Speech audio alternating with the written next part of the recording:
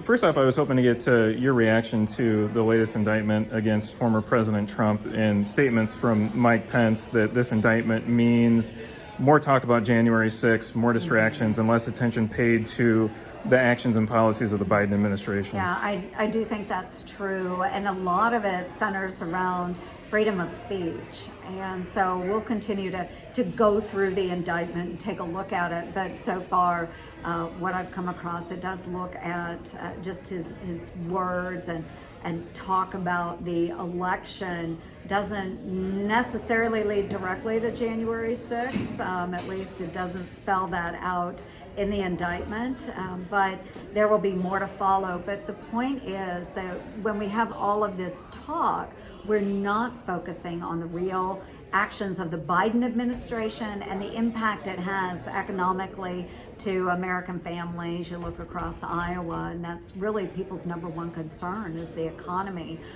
We've got a lot of other situations, China, we've got Iran now, all of these other pressing issues in Ukraine. We're not focusing on those when we have all of these indictments that don't really seem to have a lot of meat with them.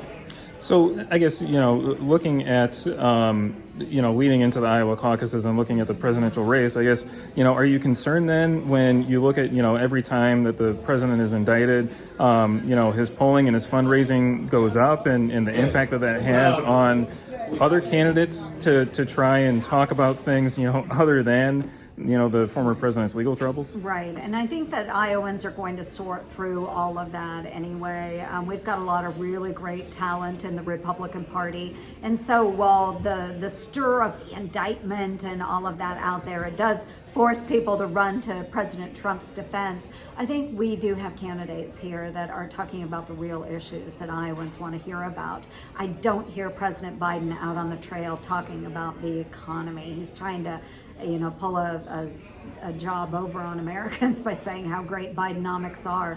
And unfortunately, that's not true. It's not showing in people's pocketbooks.